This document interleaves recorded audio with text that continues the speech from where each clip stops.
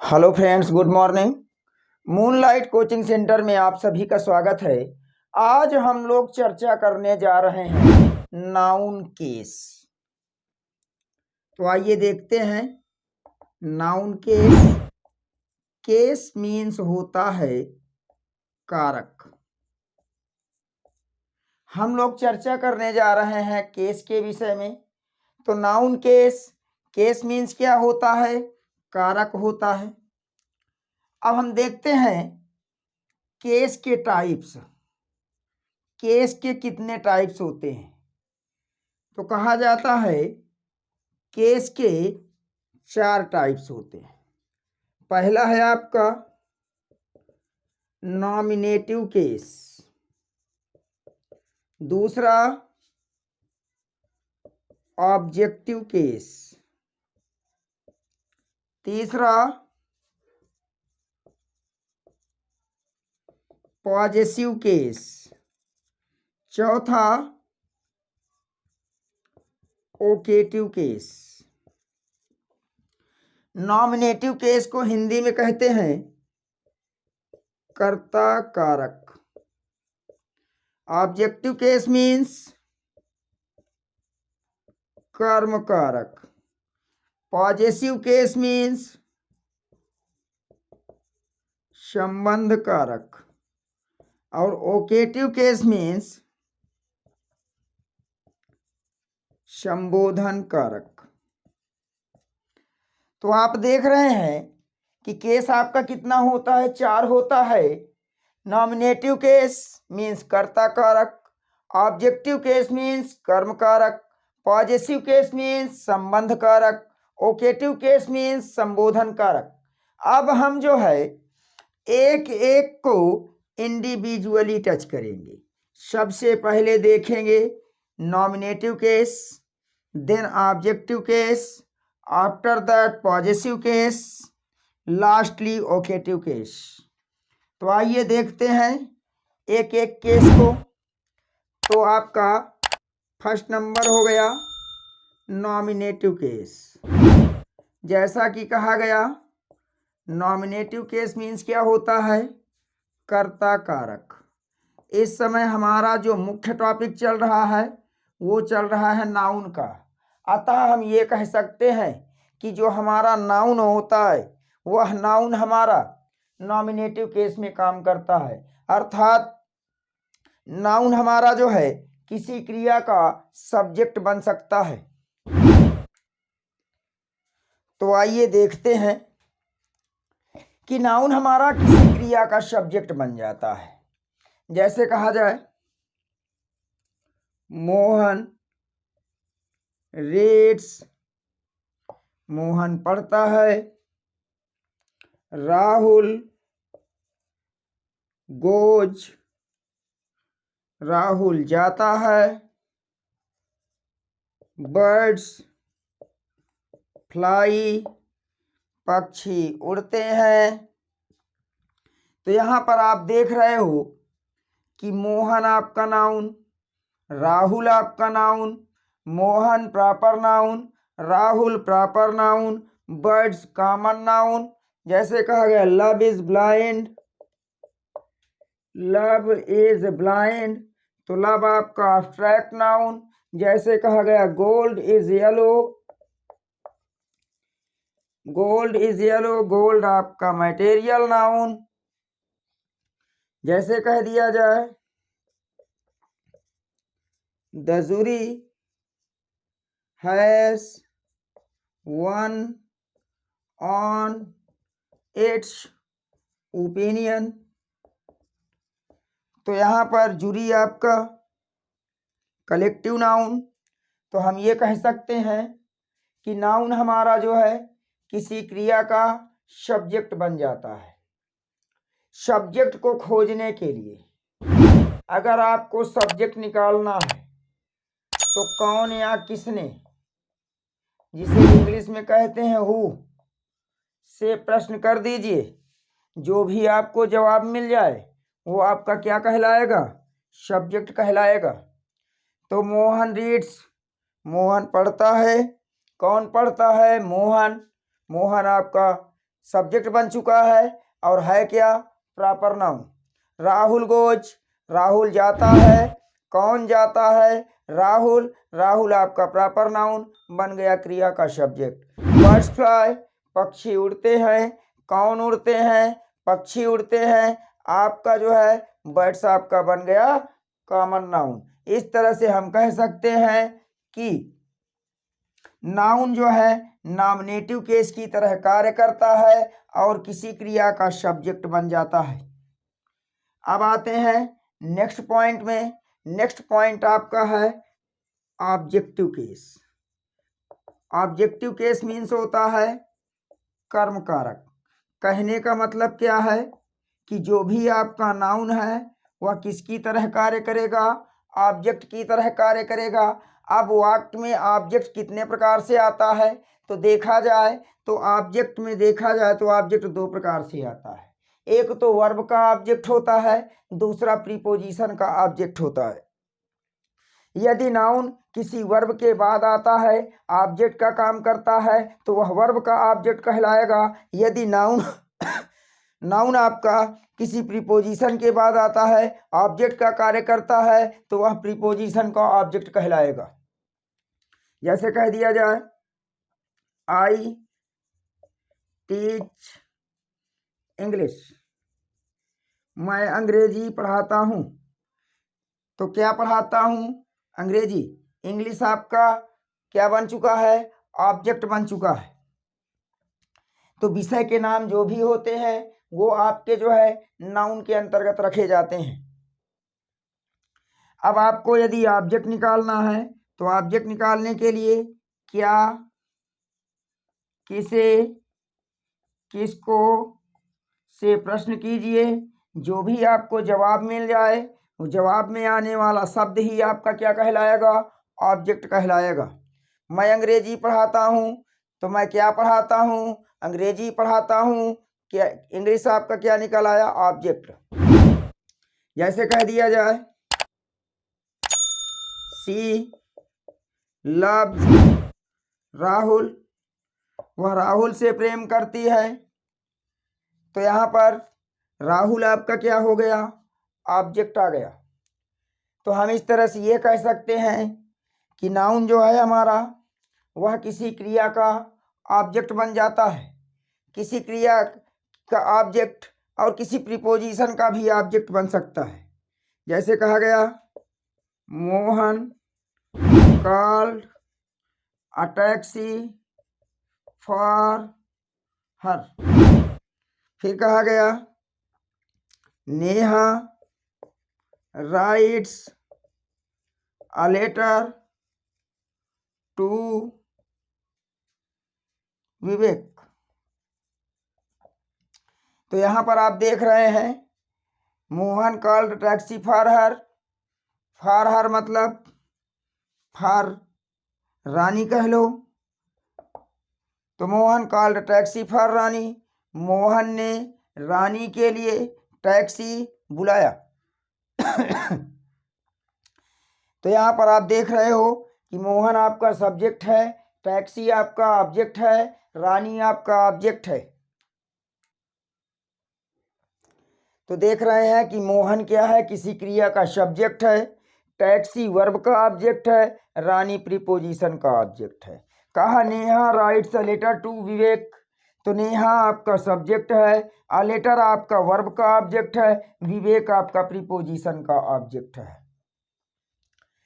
तो हम ये कह सकते हैं कि नाउन जो है वह किसी क्रिया का सब्जेक्ट बनता है, नाउन किसी क्रिया का ऑब्जेक्ट बनता है, तो नाउन किसी प्रीपोजिशन का भी ऑब्जेक्ट बनता है।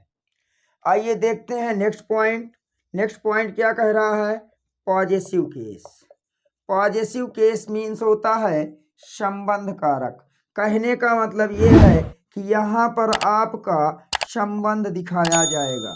कहा जाता है कि जब एक नाउन का दूसरे नाउन से संबंध या अधिकार दिखाया जाता है, जब किसी नाउन का दूसरे नाउन के साथ दूसरे नाउन के साथ संबंध,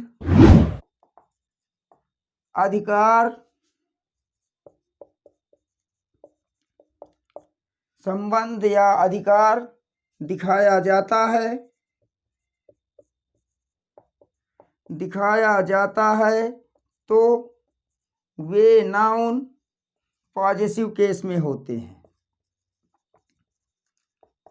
पॉजेसिव केस में होते हैं।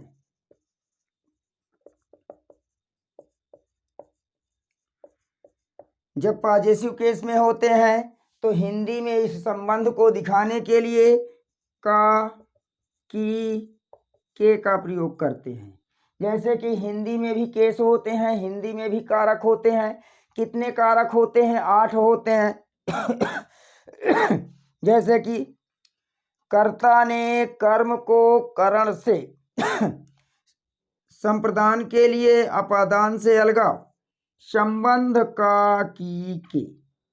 तो जब किसी नाउन का किसी नाउन से संबंध दिखाया जाए या किसी नाउन का किसी नाउन पर अधिकार दिखाया जाए तो ऐसी स्थिति में वह नाउन पॉजेसिव केस में होता है। हिंदी में इस संबंध को दिखाने के लिए का, की, के का प्रयोग किया जाता है। जैसे कहा गया मोहन की पुस्तक सस्ती है। मोहन की पुस्तक सस्ती है तो यहाँ पर कहा गया Mohan's book is cheap. Mohan की पुस्तक, तो यहाँ पर देख रहे हो मोहन की पुस्तक, तो पुस्तक पर अधिकार किसका? मोहन का। पुस्तक से संबंध किसका? मोहन का। संबंध को दिखा कौन रहा है? की। तो हिंदी में संबंध को दिखाने के का, की, के का प्रयोग किया जाता है। और यहाँ पर एक नाउन का दूसरे नाउन से या तो संबंध दिखाया जाता है या तो फिर मालिकाना अधिकार। तो पुस्तक पर मालिकाना अधिकार किसका है? मोहन का। पुस्तक से संबंध किसका है? मोहन का। तो यहाँ संबंध दिखाया जा रहा है, अतः हम कह सकते हैं कि संबंध दिखाने वाले नाउन पॉजेसिव केस में होते हैं। हम और भी एग्जाम्पल्स देख सकते हैं, तो ध्यान दीजिएगा कि जब किसी नाउन का किसी दूसरे नाउन से संबंध या अधिकार दिखाया जाता है तो ऐसी स्थिति में वे नाउन पॉजेसिव केस में होते हैं। जैसे कहा गया राहुल के पिता अध्यापक हैं। तो यहाँ पर आप देख रहे हो कि पिता से संबंध किसका है? राहुल का। अतः यहाँ पर संबंध दिखाया गया तो किस केस में होंगे? पॉजेसिव केस में बनेगा Rahul father is a teacher. तो इस तरह से आप देख रहे हो पॉजेसिव केस। आइए देखते हैं नेक्स्ट पॉइंट। नेक्स्ट पॉइंट क्या कहता है? नेक्स्ट पॉइंट है आपका ओकेटिव case.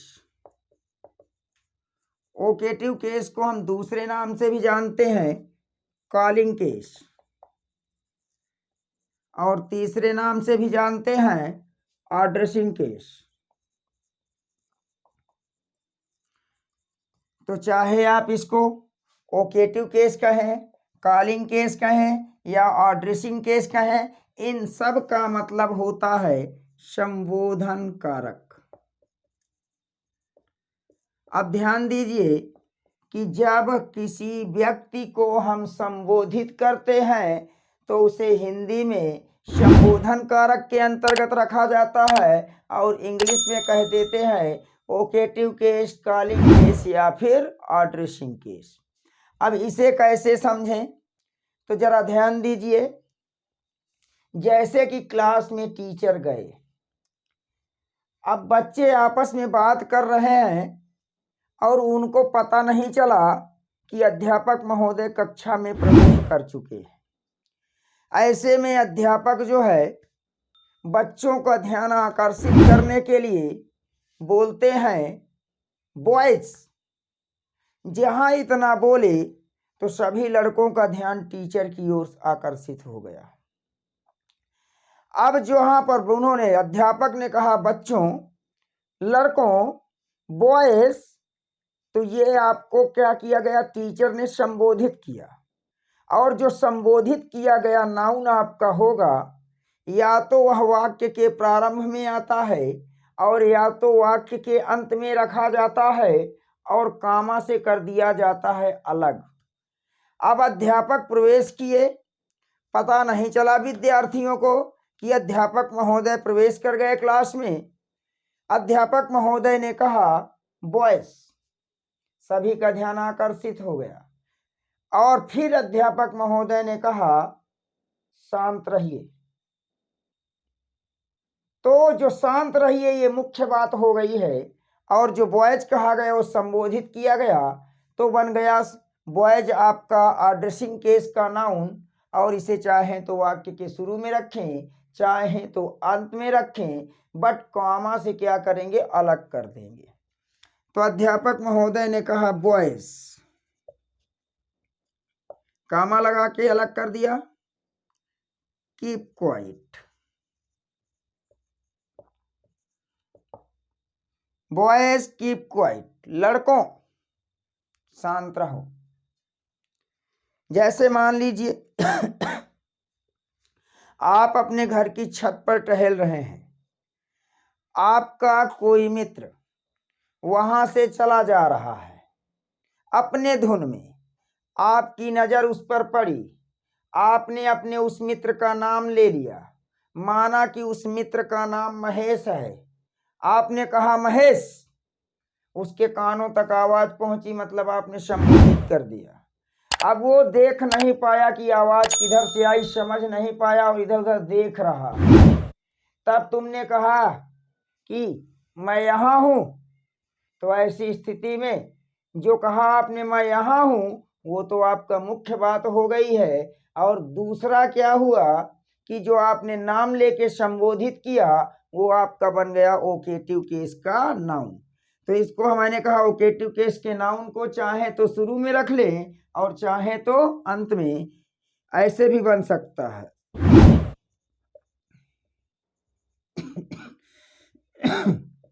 Keep quiet boys, Mahesh,